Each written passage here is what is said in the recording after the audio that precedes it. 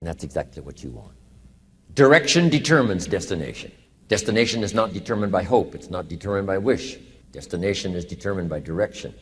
You cannot change destination overnight, which means you can't arrive at a 5 years from now place tomorrow. But here's what you can change today, and overnight you can change direction. And it is so fascinating what a little small change of direction will do.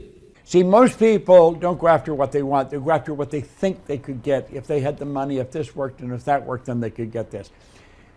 If you're going after what you want, you won't know how to get it until after you've got it. Hillary did not know how to get to the top of the mountain until after he got there. The Wright brothers didn't know how to get in the air until after they got there.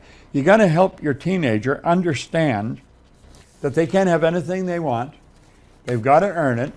There's no free lunch. And they've got to really want it. Repeat after me. Attention is the new currency. Again, attention is the new currency. Once more, twice as loud. Attention is new currency. Attention is the new currency. Most companies fail because they're not getting enough attention because of obscurity. People don't, not that their products are not good, not that their services are not good, nobody knows who the fuck they are. Well, look at this. If I held, I want you to imagine I've got an imaginary basketball here in my hand. There's only one point in that ball that is center. Just one. And that's determined by the outer measurements of the ball. There's only one point in this studio that is center. Just one point. Now, I don't even know how to find it. But there would be people that's really into mathematics. They would know how to find the center of this studio. When you're dealing with spirit, there is no outer ring. Therefore, any point center. So I said, my mind is the center of divine operation. You don't need money. It comes to you faster, easier, and quicker than you ever thought possible. It's an interesting oxymoron. Why does this happen? It's because you're not needy. When you need money, you are needy. You know those times when you really like a girl and you get all hyped up and psyched up and emotionally attached? In other words, you become needy. You become so emotionally attached to the outcome. And then when you approach her and ask her out and you get rejected. Why? Because needy is creepy. If you were an attractive woman, would you want to date a wussy kind of needy man? I don't think so.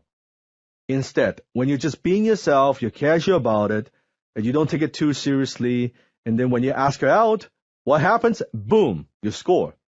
It's the same thing with money. When you don't need it, it comes to you faster and easier.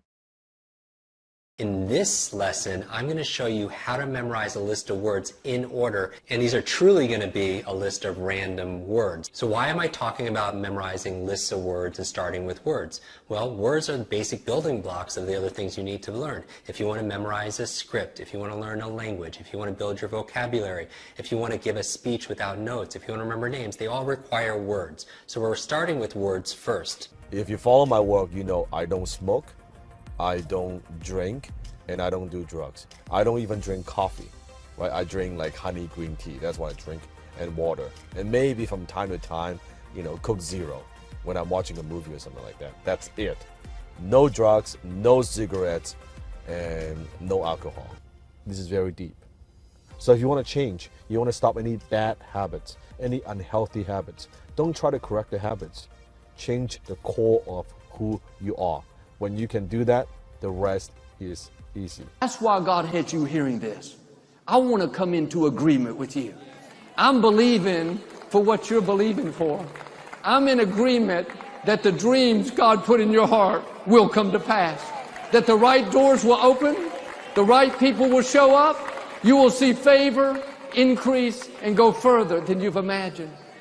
I'm in agreement that you are healthy and whole, that sickness is not permanent, healing is flowing into you, you are getting stronger, you are vibrant, energetic, you will run and not be weary. With long life, God will satisfy you. But even more important is to curb the curiosity to mine for the sordid details. Where were you? Where did you do it? How often? Is she better than me in bed? questions that only inflict more pain and keep you awake at night, and instead switch to what I call the investigative questions, the ones that mine the meaning and the motives. What did this affair mean for you? What were you able to express or experience there that you could no longer do with me? What was it like for you when you came home? What is it about us that you value? Are you pleased this is over? Every affair will redefine a relationship, and every couple will determine what the legacy of the affair will be.